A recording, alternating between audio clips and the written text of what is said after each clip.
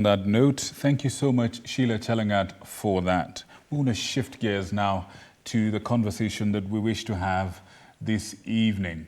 Ladies and gentlemen, if you're joining us right now, this is the Daily Report, and we're about to get into the section we like to call Insight Tonight. No doubt, you've seen what's happening across the country.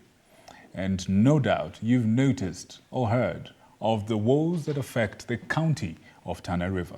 Well, tonight we have that great county's governor live and direct here to talk to us about what's going on in his county and what exactly needs to be done, what you and I can do, what government needs to do, and indeed what the private sector should do.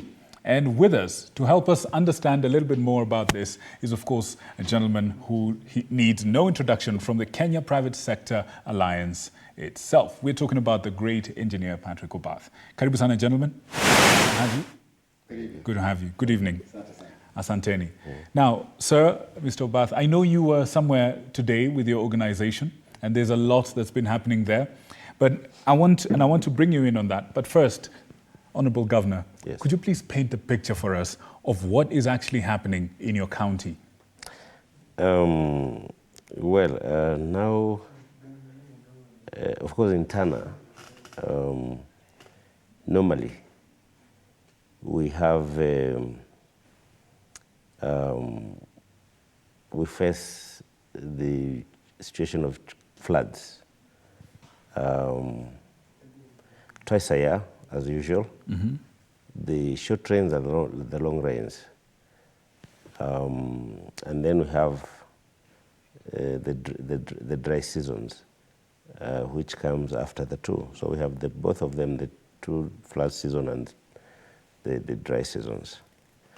And so for us, it is almost normal, right, to experience floods every time there are rains in the country.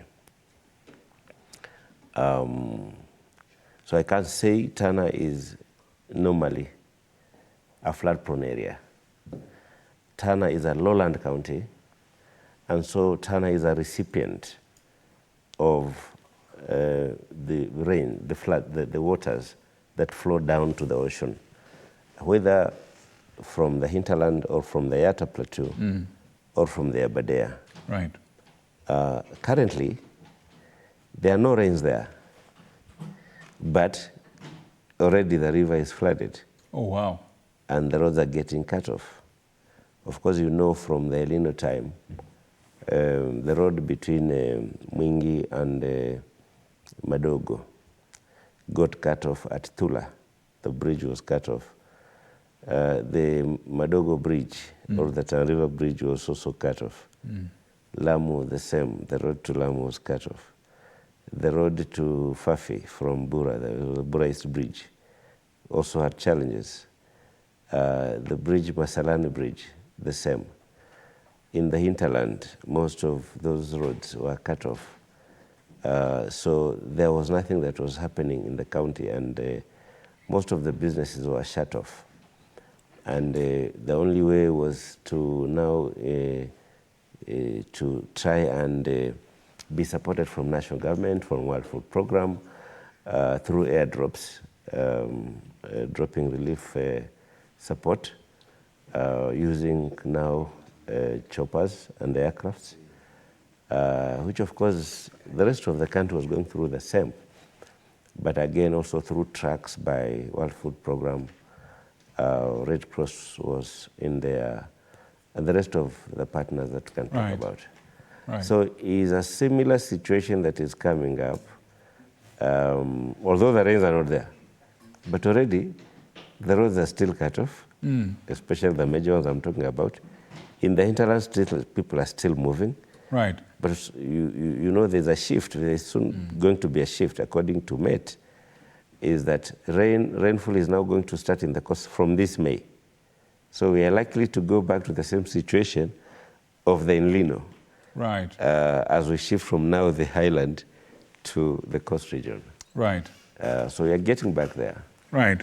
Yes. Now, since by your own admission, this is something that happens a lot, what would you say have been the approaches to try and make sure that this thing that keeps happening on a regular basis is, has a lesser impact on the people?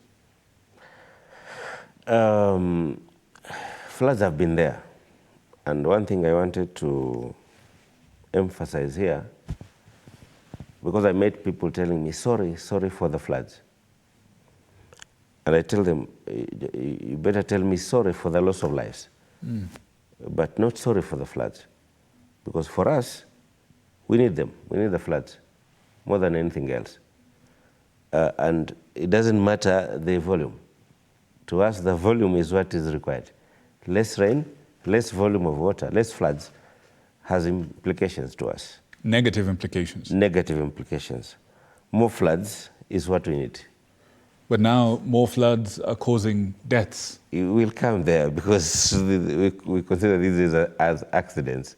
Is that so? Normal accidents. So how do we prevent